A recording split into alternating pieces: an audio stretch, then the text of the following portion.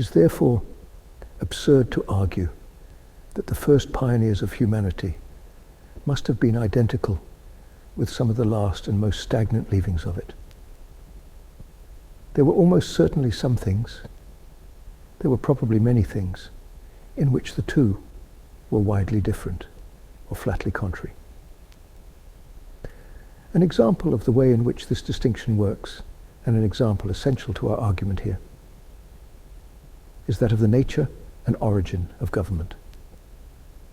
I have already alluded to Mr. H.G. Wells and the old man, with whom he appears to be on such intimate terms.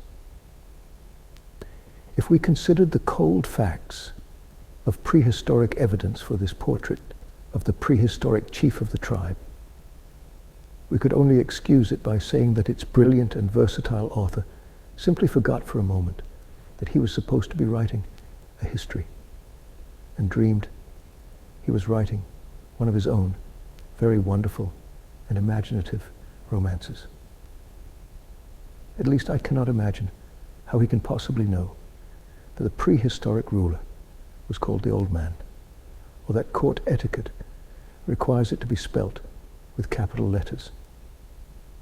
He says of the same potentate, no one was allowed to touch his spear or to sit in his seat. I have difficulty in believing that anybody has dug up a prehistoric spear with a prehistoric label.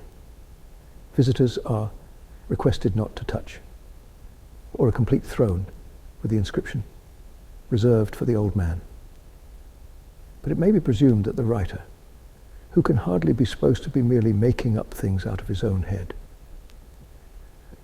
was merely taking for granted this very dubious parallel between the prehistoric and the decivilized man.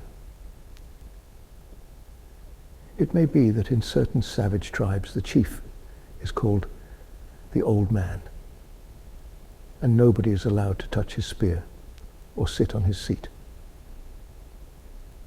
It may be that in those cases he is surrounded with superstitious and traditional terrors, and it may be that in those cases, for all I know, he is despotic and tyrannical.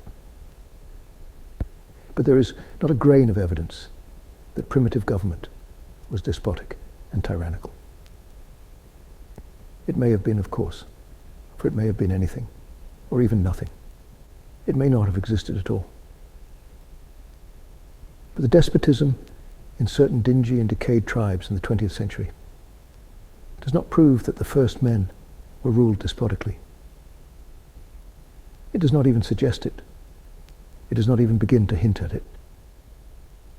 If there is one fact we really can prove from the history that we really do know, it is that despotism can be a development, often a late development, and very often indeed the end of societies that have been highly democratic.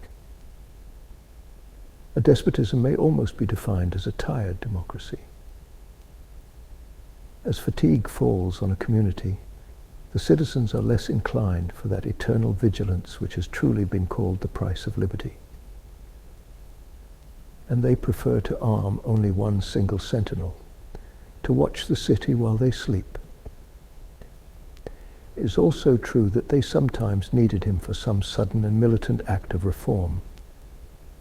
It is equally true that he often took advantage of being the strong man armed to be a tyrant, like some of the sultans of the East. But I cannot see why the Sultan should have appeared any earlier in history than many other human figures. On the contrary, the strong man armed obviously depends upon the superiority of his armor. An armament of that sort comes with more complex civilization. One man may kill 20 with a machine gun. It is obviously less likely that he could do it with a piece of flint. As for the current cant about the strongest man ruling by force and fear, it is simply a nursery fairy tale about a giant with 100 hands. 20 men could hold down the strongest strongman in any society, ancient or modern. Undoubtedly, they might admire, in a romantic and poetical sense, the man who was really the strongest. But that is quite a different thing, and is as purely moral and even mystical as the admiration for the purest or the wisest. But the spirit that endures the mere cruelties and caprices of an established despot is the spirit of an ancient and settled and probably stiffened society, not the spirit of a new one. As his name implies, the old man is the ruler of an old humanity. It is far more probable that a primitive society was something like a pure democracy. To this day, the comparatively simple agricultural communities are by far the purest democracies. Democracy is a thing which is always breaking down through the complexity of civilization. Anyone who likes may state it by saying that democracy is the foe of civilization. But he must remember that some of us really prefer democracy to civilization,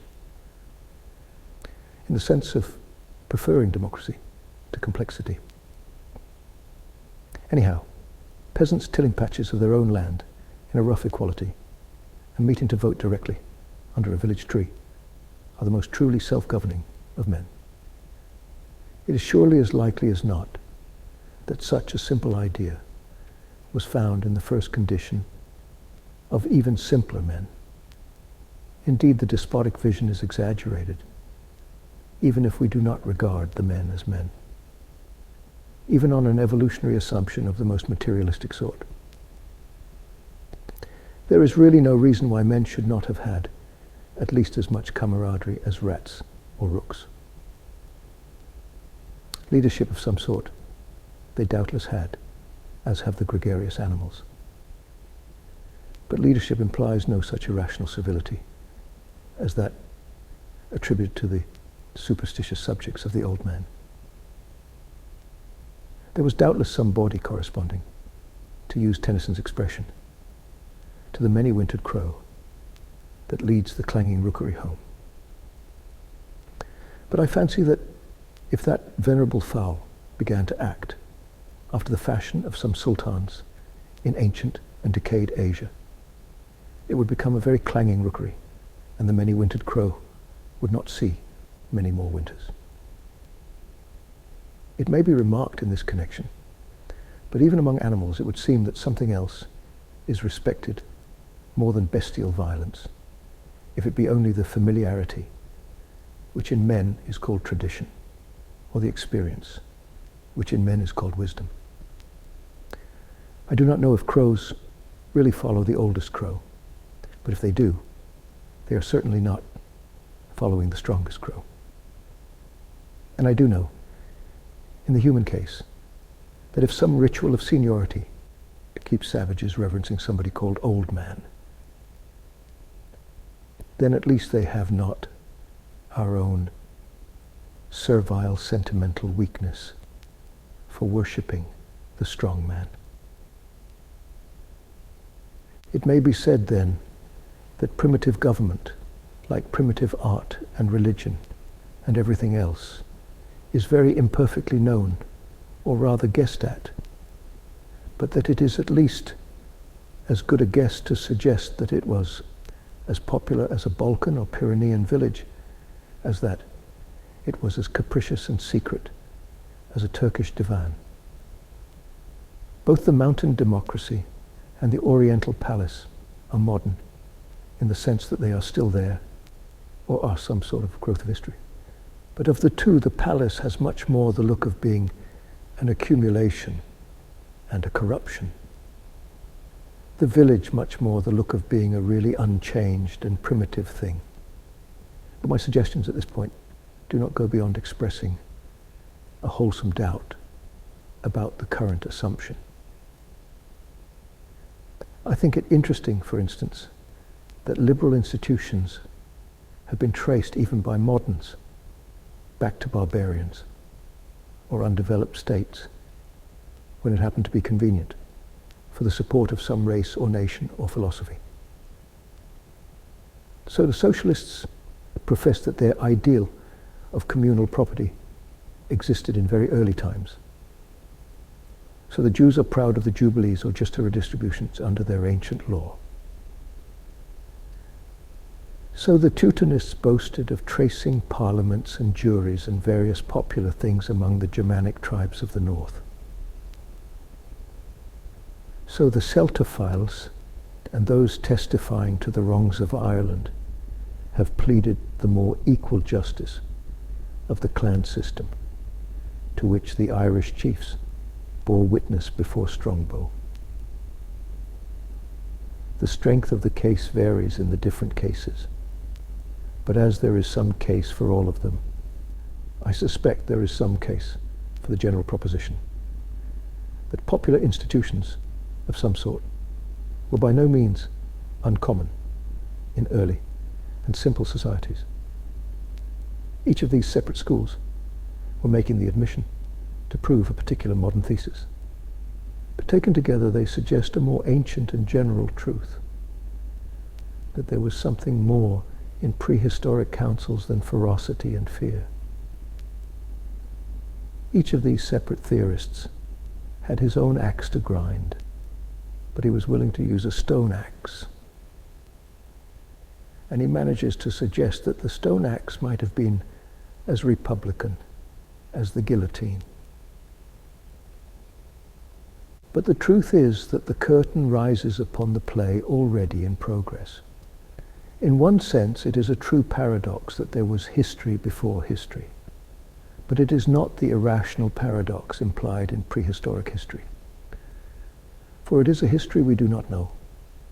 Very probably, it was exceedingly like the history we do know, except in the one detail that we do not know it.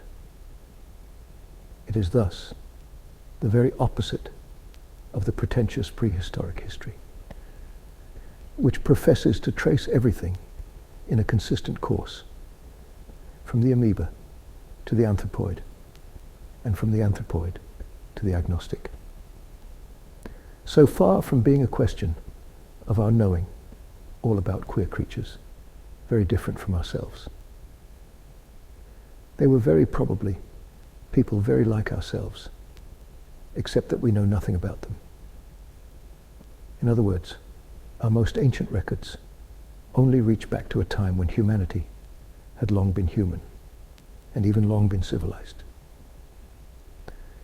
The most ancient records we have not only mention, but take for granted things like kings and priests and princes and assemblies of the people. They describe communities that are roughly recognizable as communities in our own sense.